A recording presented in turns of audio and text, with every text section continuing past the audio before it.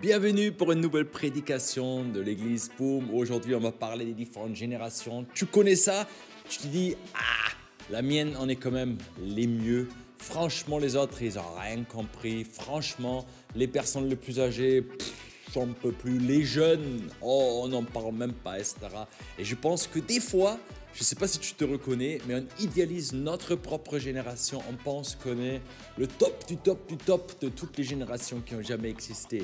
Et en fait, on a fait un micro-trottoir et malheureusement, on ne peut pas l'afficher sur YouTube ici. On l'a montré durant un de nos cultes ici. Mais en fait, ce qu'on a découvert, que des personnes trouvent plus vite les défauts des autres générations que les qualités des autres générations. Et en fait, des fois, on peut idéaliser sa propre génération et le mettre au-dessus des autres générations. On a vu des personnes plus âgées qu'on a interviewées dans la rue, comme ça, qui ont réfléchi longtemps sur les qualités des plus jeunes. Les défauts, c'était très très vite. Ils sont trop sur le téléphone, ils sont trop connectés, ils sont accros à leurs écrans, etc. Donc les défauts étaient là très très vite. Par contre, les qualités, ça demandait un vrai moment de réflexion. La même chose pour les plus jeunes. On a demandé les qualités de plus âgés. C'était plutôt, oui, ils sont râleurs, ils se plaignent de nous, ils ne nous aiment pas, ils sont comme ci, comme ça. Et ça a pris plus longtemps de découvrir les qualités des personnes plus âgées. Et je pense que dans toutes les choses, ce qui est toujours plus simple, c'est de se plaindre et de descendre un peu ce qui n'est pas comme nous, au lieu de trouver les qualités et la complémentarité de ce qui est différent. Une chose est claire, nous servons un Dieu des générations et il n'y a aucune génération qui est mieux qu'une autre génération. La génération de nos grands-parents était voulue et utilisée par Dieu d'une manière extraordinaire. La génération de nos parents était voulue par Dieu et utilisée par Dieu d'une manière extraordinaire. Ma génération voulue par Dieu et utilisée par Dieu d'une manière extraordinaire. La génération de nos enfants voulue et utilisée par Dieu d'une manière extraordinaire. Chaque génération est voulue et utilisée par Dieu d'une différente manière. Parce qu'une chose est claire, les temps changent, les manières changent, les formes changent, les manières de faire des choses changent. Mais Dieu ne change jamais et sa fidélité et sa promesse ne changent jamais. On peut lire en Exode 3, verset 15, où il y a marqué « C'est ainsi que tu parleras aux enfants d'Israël, l'Éternel, le Dieu de vos pères, le Dieu d'Abraham, d'Isaac et le Dieu de Jacob, m'a envoyé vers vous. Voilà mon nom pour l'éternité, voilà mon souvenir de génération en génération. » Dieu s'appelle lui-même le Dieu des générations, le Dieu d'Abraham, une génération, d'Isaac, une génération, et de Jacob, une génération. 3 générations sous le même toit, 3 générations ensemble, 3 générations réunies pour vivre la plénitude de l'appel, de l'alliance et de la promesse de Dieu. Et en fait, Dieu se révèle au travers de générations. Et l'histoire, c'est rien d'autre qu'une histoire de fidélité, des promesses que Dieu a données à une génération qui se poursuivent dans une autre génération et qui s'accomplissent dans une autre génération.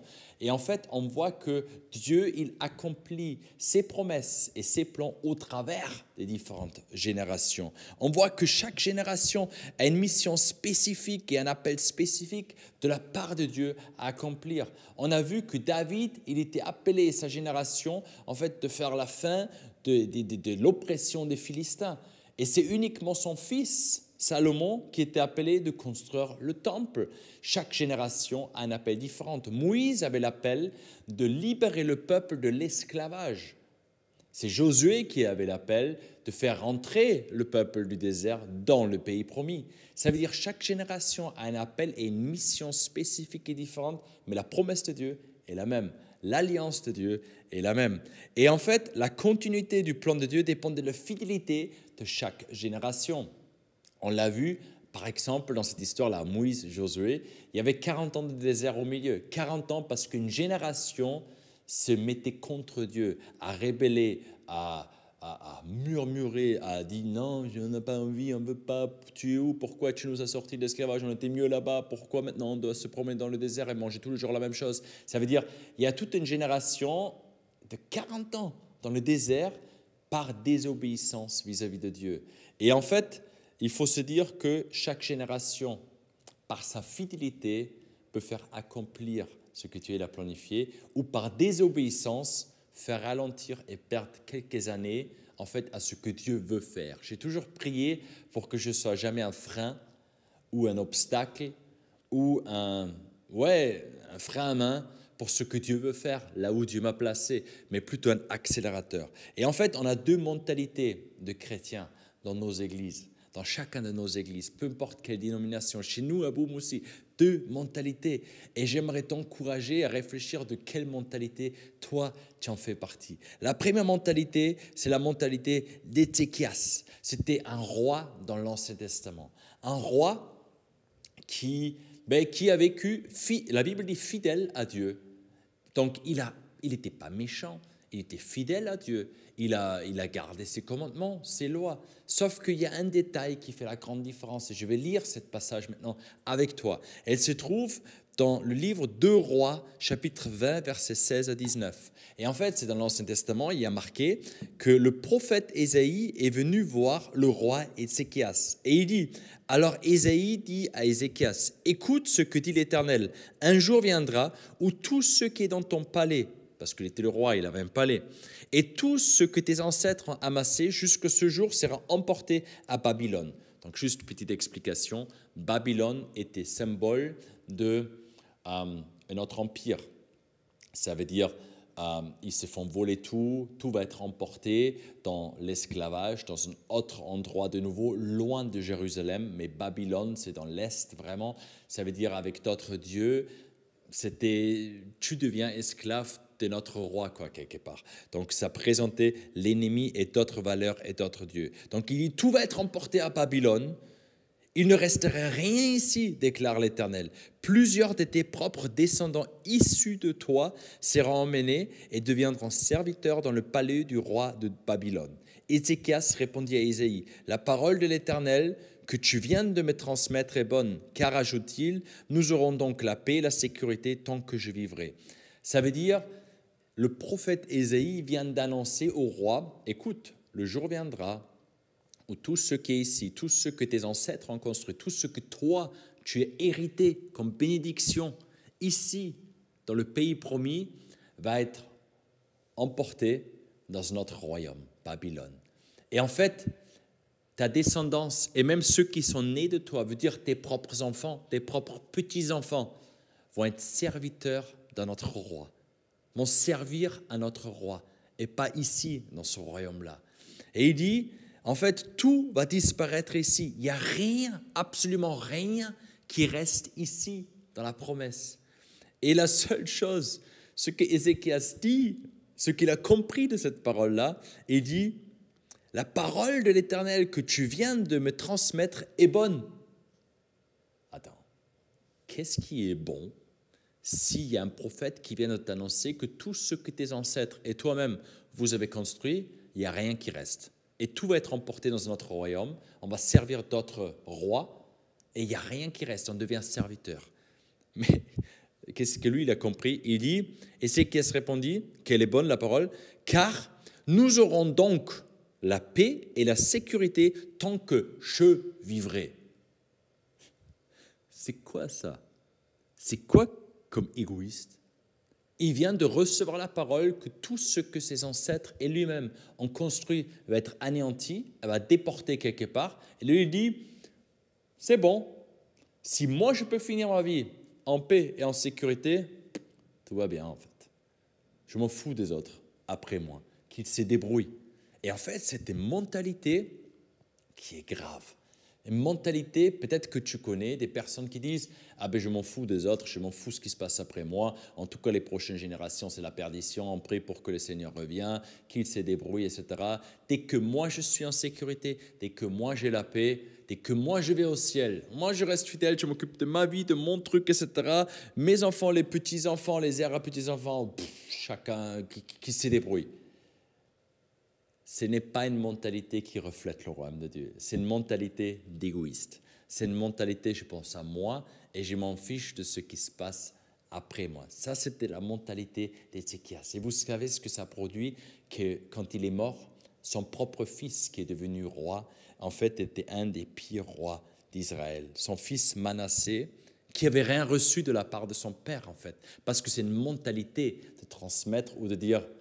Moi, je veux être en sécurité, en paix, et vous faites ce que vous voulez. C'est une question de mentalité. Son propre fils, Manassé, était un des rois qui a instauré de nouveau en Israël l'idolâtrie, des meurtres, l'astrologie, des actes horribles, construit plein des hôtels pour d'autres dieux, commencé de l'idolâtrie, la prostitution, des sacrifices humains, bref, horrible, au contraire de ce que son propre père a fait, parce qu'il n'a pas reçu une transmission de la part de son père, sauf le titre, mais rien de spirituel, rien de plus, quoi.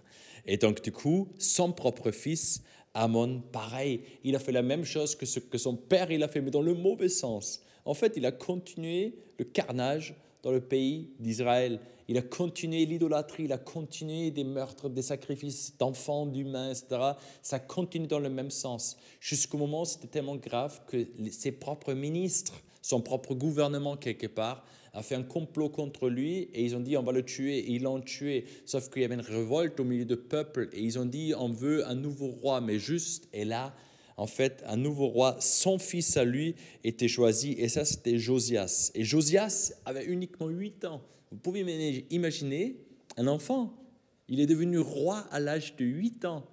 Et là, en fait, apparemment, il a reçu de quelque part de sa mère certaines valeurs. Et jusqu'à l'âge de 26 ans, il a grandi, il a, je ne sais pas à quelle manière, régné, mais il a grandi. Et à l'âge de 26 ans, il a fait quelque chose d'extraordinaire. Il a vu et il a entendu quelque part que le vrai Dieu Yahvé existe et qu'il y avait le temple, mais il n'était pas au top, le temple. Il fallait le rénover un peu, voilà. Et il va voir et il dit, ok, cherchez-moi un serviteur qui va aller au temple, qui regarde combien d'argent est dans la caisse. Et ce qu'on va faire, c'est avec tout ce qui est dans la caisse, on va faire des devis, on cherche des entreprises et on va rénover le temple pour Dieu de nouveau. Et c'est ce qu'ils ont fait. Et quand ils sont allés là-bas, ils ont trouvé un rouleau, en fait, avec l'alliance de Dieu dessus. Et on lui a amené ce rouleau-là. Il a lu les Écritures.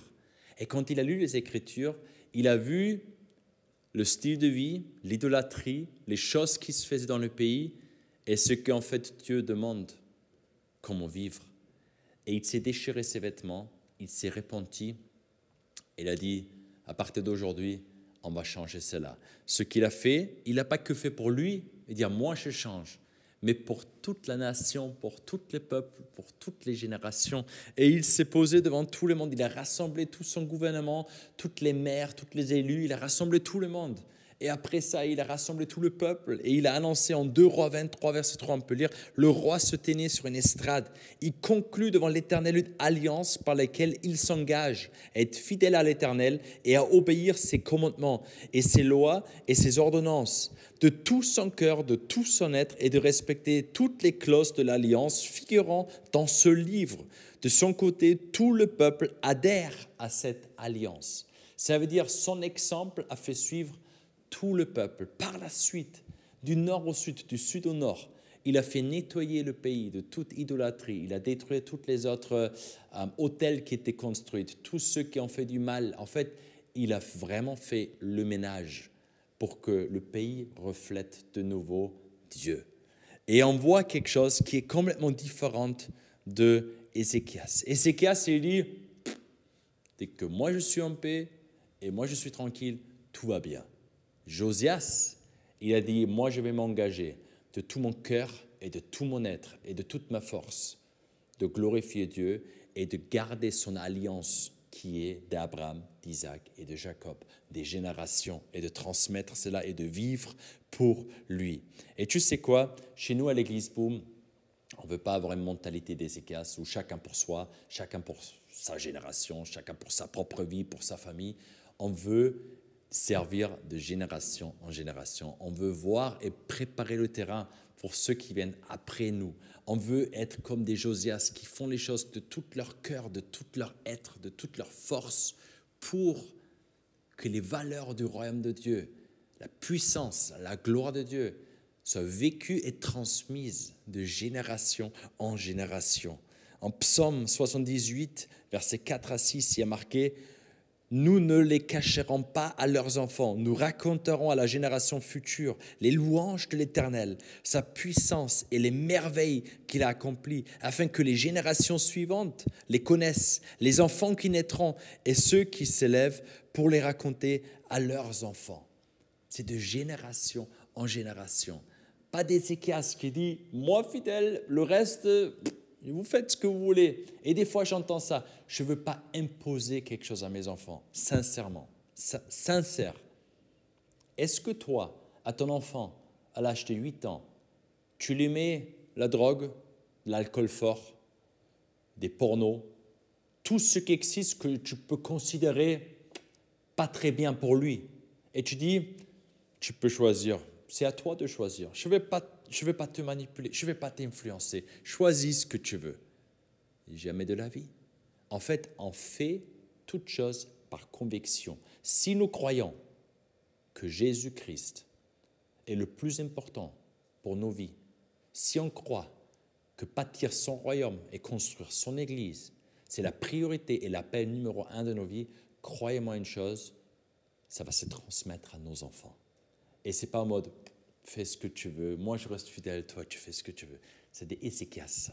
Josias, il dit de tout mon cœur, de tout mon être, de toute ma force. Je vais vivre fidèle et je vais transmettre ce que moi-même j'ai reçu. Ce qui est énorme, c'est que quand les générations servent ensemble, c'est une énorme richesse. Pourquoi? Parce que chaque génération a ses forces et chaque génération a ses faiblesses. Et en fait, il y a une petite graphique qu'on va afficher tout de suite après, mais il faut comprendre qu'on est complémentaires. En fait, ça ne sert à rien que les jeunes disent « nous, on est le mieux, on n'a pas besoin des plus âgés » ou que les plus âgés disent « nous, on a tout compris et vous ne comprenez plus rien ». En fait, ce n'est pas ça. En fait, on construit une église multigénérationnelle, intergénérationnelle. Ça veut dire que c'est uniquement quand tout vient ensemble qu'il y a une vraie force là-dedans.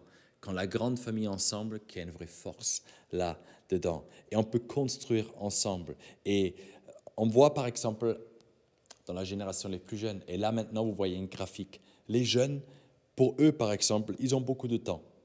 Les jeunes, ils ont du temps. Ils n'ont pas encore d'enfants, ils passent des bonnes nuits, ils sont à l'école, et il y a des activités de mercredi après-midi, samedi, c'est tranquille, dimanche, c'est tranquille. Les jeunes, ils ont du temps. Ça veut dire pour les jeunes de faire quelque chose, c'est une question juste de priorité, mais le temps, il est là. Le temps, il est disponible. Ils ont beaucoup de temps. Les jeunes, ce qu'ils n'ont pas, c'est de l'argent, sauf s'ils ont papa, maman très riches qui leur donnent beaucoup d'argent. Mais en soi, un jeune, il n'a pas d'argent. Il doit se débrouiller avec peu. Et en fait, il dépend d'autres personnes, de ses propres parents ou de ses proches ou de ses amis ou de quelqu'un.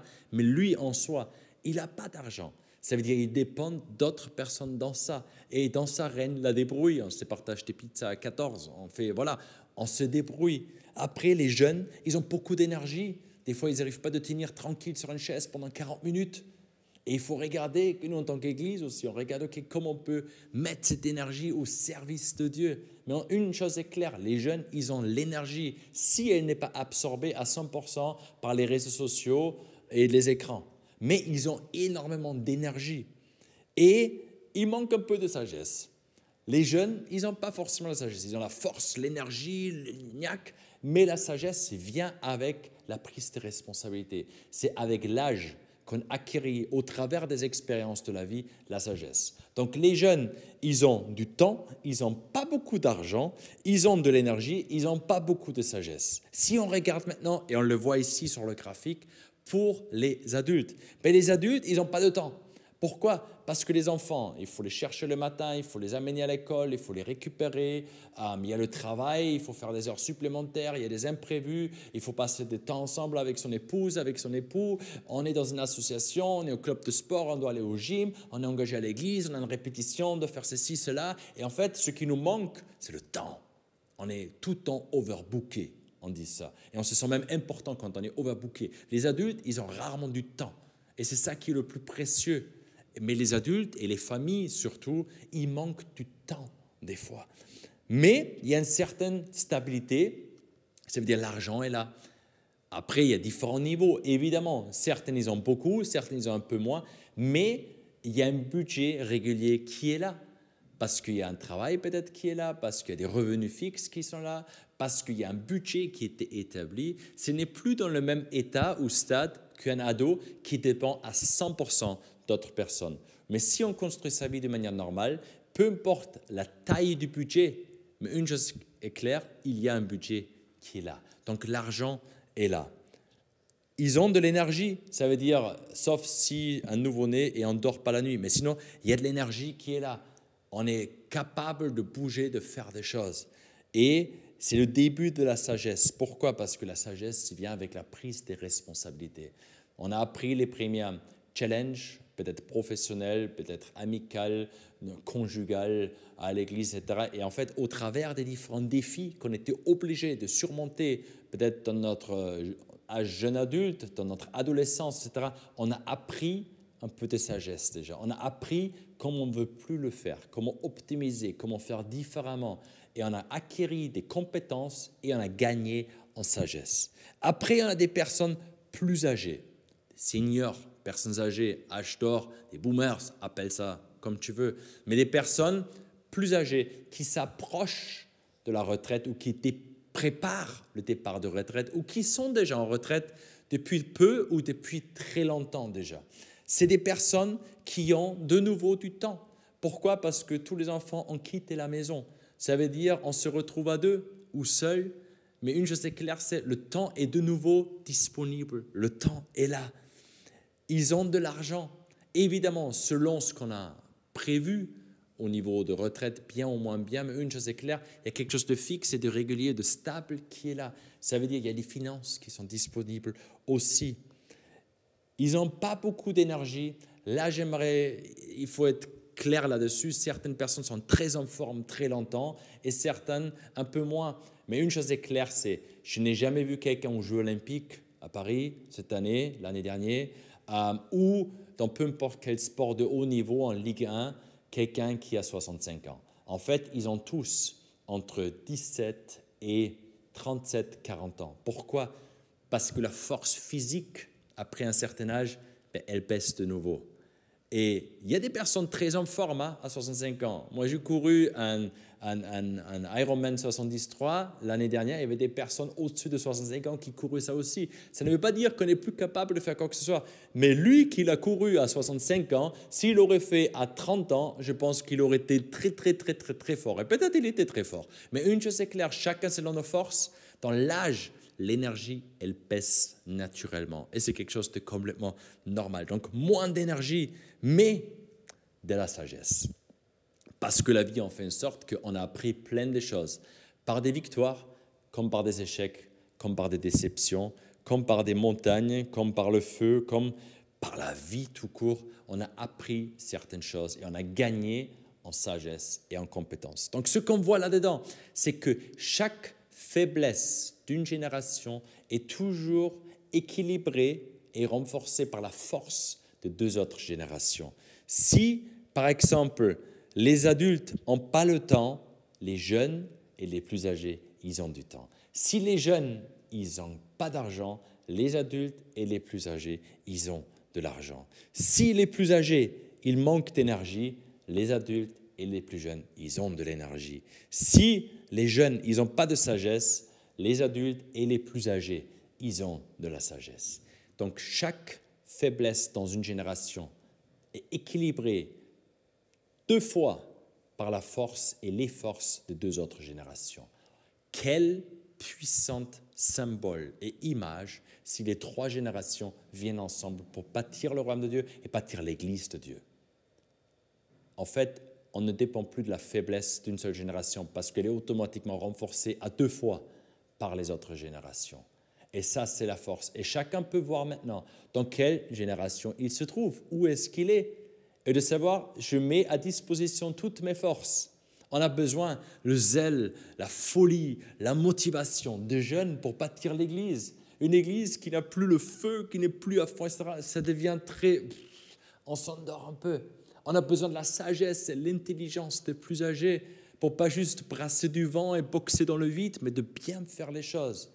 Et on a besoin des finances, on a besoin de l'intelligence, on a besoin le temps, on a besoin des personnes, des compétences pour bâtir correctement dans la bonne direction. Donc ce qu'on voit, c'est que les 3 générations ensemble font que le projet réussisse.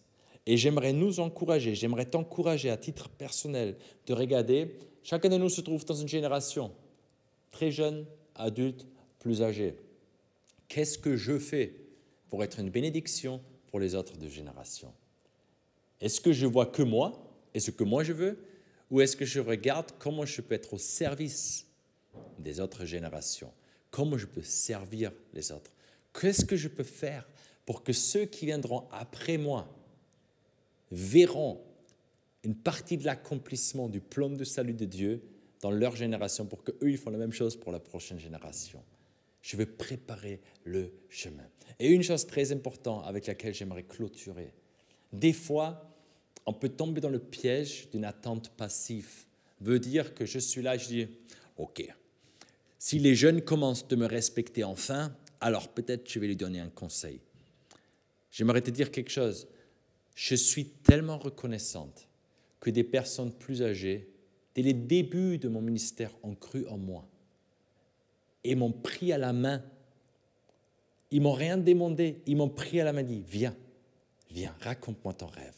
Ils m'ont demandé des bonnes questions, ils m'ont encouragé, ils m'ont envoyé des lettres, des emails, des encouragements, ils m'ont soutenu financièrement.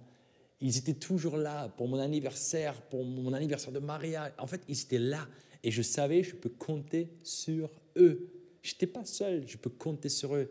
Et automatiquement, leur parole dans ma vie a une grande puissance. Pourquoi? Parce qu'ils étaient toujours là pour moi. Et en fait, ça, c'est une prophétie qui était donnée dans l'Ancien Testament, où il y a marqué que je tournerai les cœurs de père vers leurs fils et le cœur des fils vers leur père. Le premier pas à faire, c'est toujours de la génération plus âgée. C'est des pères et des mères qui tournent leur cœur vers leurs enfants. Pas comme Ézéchias qui a dit « Dès que moi je vis en paix et moi je suis tranquille, tout va bien ». Non, c'est les papas et les mamans spirituels qui doivent tourner leur cœur vers leurs enfants spirituels et automatiquement, eux vont ouvrir leur cœur pour votre génération. Donc moi, j'ai des enfants, 4 enfants. Il y a une qui a déjà 17 ans. Et c'est mon rôle et ma responsabilité qu'en fait, je touche leur cœur, que mon cœur est tourné vers eux. Je dis, comment vous faites ça? Pourquoi vous faites ça comme ça? Aide-moi à comprendre. Comment je peux t'aider? Comment je peux servir? Qu'est-ce que tu as besoin? Comment je peux te soutenir pour réaliser ce que Dieu a mis en toi? C'est mon rôle. Et automatiquement, ils vont me demander, papa, qu'est-ce que tu en penses? Est-ce que c'est bien? Est-ce que c'est mauvais? Pourquoi? Etc. Ça veut dire, mon cœur doit être ouvert vers la prochaine génération. Et c'est ce que j'aimerais te demander. Est-ce que ton cœur est ouvert pour les autres générations, surtout les personnes plus jeunes de toi? De dire, hey, mon cœur est pour la prochaine génération. De tout mon être, de toute ma force et de tout mon cœur, je veux servir la prochaine génération. Ensemble avec nos 3 générations, on va vivre pleinement et équilibrement l'accomplissement des promesses que Dieu il a pour nous. Il dit en Genèse 17, verset 7, « J'établirai mon alliance entre moi et toi, et tes descendants après toi, selon leur génération. Ce sera une alliance perpétuelle, en vertu de laquelle je serai ton Dieu et celui de ta postérité après toi. » Si nous faisons ce que la parole nous enseigne, de nous investir dans la prochaine génération, la promesse de Dieu et l'alliance de Dieu ne changent jamais, parce qu'il est fidèle. Mais soyons des hommes et des femmes qui n'ont pas une mentalité d'Ézéchias, qui disent « Dès que moi je suis bien, moi j'ai la sécurité, moi j'ai ma maison, moi j'ai ma voiture, moi j'ai ma vie tranquille, le reste, allez. » Mais on a une mentalité de Josias de dire « Je vais tout faire, du nord au sud, je vais bouger tout pour que les valeurs, les principes, le règne de Dieu soient installés là où je suis et je sers les prochaines générations. » Je crois que nous verrons des choses extraordinaires. Et ça, c'est ma prière aussi pour toi, pour que tu puisses vivre dans ta propre famille, avec tes enfants, les enfants de tes enfants, dans ton entourage, dans ta grande famille, voir que Dieu t'utilise à être une bénédiction comme Josias l'était, à être un père et une mère spirituels pour servir, pas pour dominer, pas pour manipuler, pas pour abuser de quoi que ce soit, pour servir, pour que Dieu puisse faire ce qu'il a prévu de faire dans la prochaine génération. Les 3 générations réunies, chaque faiblesse est équilibrée par 2 forces de notre. Et nous, à Boom, on construit les 3 générations sous le même toit. Une église intergénérationnelle qui accomplisse l'alliance que Dieu a fait avec nous de génération en génération. Peut-être on peut fermer juste les yeux et je veux prier encore. Seigneur, je te remercie que tu es un Dieu des générations. Et nous ne voulons pas juste vivre pour nous, pour notre propre paix et sécurité. On veut penser à ceux qui viennent après nous. Et on veut préparer le chemin. On veut être une source d'encouragement. Et je te remercie pour chaque jeune là maintenant qui regarde et qui écoute. Seigneur, qui peut se sentir encouragé, fortifié, soutenu par des personnes adultes et plus âgées. Je demande pour chaque adulte, Seigneur. Seigneur, qu'il soit encouragé par des personnes plus âgées et par les plus jeunes qui disent « Tiens, comment je peux t'aider? Comment je peux t'aider? J'ai du temps, j'ai de l'énergie, comment je peux t'aider ?» Seigneur, je te remercie pour chaque personne plus âgée, Seigneur déjà. Seigneur, je te demande, Seigneur, que leur sagesse et leur intelligence, leurs compétences, tout ce qu'ils ont eu durant toute leur vie, Seigneur, je te demande que ça peut être un encouragement, une inspiration pour nos propres vies, Seigneur, pour ma vie. Seigneur, je te demande que tu nous aides vraiment à construire une église intergénérationnelle, que tu aides chacun de nous là qui regarde cette vidéo maintenant à avoir la richesse dans la complémentarité des générations. Préserve-nous de tout orgueil, de supériorité, d'idéaliser sa propre génération. Tu es le Dieu des générations avec un S. Et tous ensemble, nous pouvons vivre ton royaume et bâtir ton Église. Au nom de Jésus, je demande que tu bénisses chacun d'entre nous. Amen.